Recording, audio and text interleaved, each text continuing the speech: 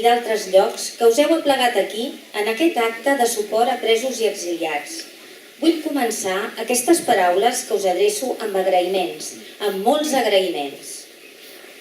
Primer de tot, gràcies per organitzar aquest acte i fer-nos sentir que sempre hi sou. Moltes gràcies també per persistir en la convicció que només des dels valors netament democràtics i de pau seguirem construint la república, tal i com van començar l'1 d'octubre.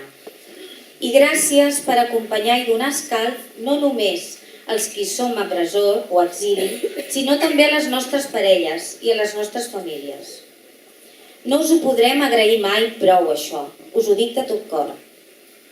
Ja posats, deixeu-me aprofitar el moment per donar públicament les gràcies al Ferran i a la Txell i a la resta de familiars que incansablement ens reivindiquen, ens defensen i ens acompanyen tant com poden, amb tant coratge, serenitat i amor que caldria inventar paraules noves per descriure-ho prou bé.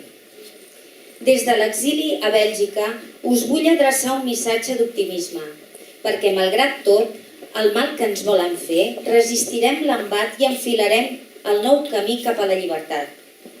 I en aquest camí continuarem sumant gent al projecte il·lusionador de construir un país més just, més sostenible, més pròsper i més lliure.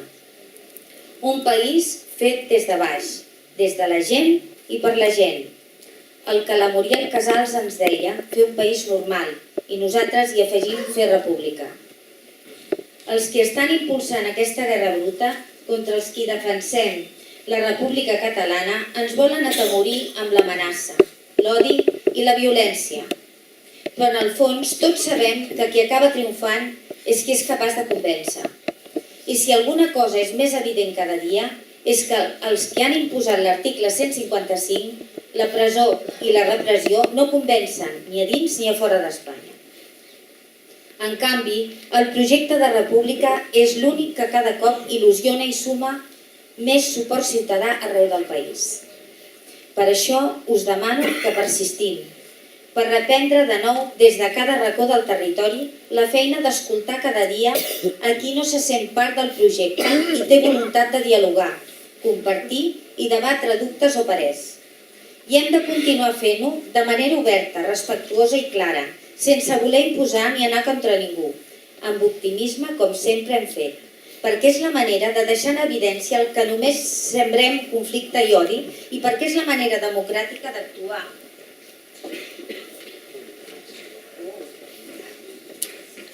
De guanyar el país de tothom i per tothom, que volem que sigui la República Catalana. De tots els ciutadans, vinguin d'on vinguin, pensin el que pensin, parlin el que parlin i sentin com sentin. Al llarg de tots aquests anys sempre ho hem tingut clar. Guanyarem a partir dels valors democràtics i de pau i amb la força del somriure. I així serà. En els mesos que vindran, cal que continuem treballant amb força des de la societat civil, des de les institucions, des dels carrers de Catalunya i des de la presó i l'exili. Cadascú amb les seves oportunitats i limitacions, però complementant-nos i reforçant-nos tots, per reivindicar i recuperar la democràcia i els drets de la ciutadania i per continuar fent gran la República Catalana. No deixem que ningú ens prengui el nostre dret a canviar i l'statu quo i a decidir el nostre futur democràticament i en pau. Espero que ens puguem retrobar aviat i mentrestant us envio molta força, molts ànims i una abraçada ben gran. Meritxell Serret, consellera d'Agricultura, Ramaderia, Pesca i Alimentació, Brussel·les, febrer del 2018.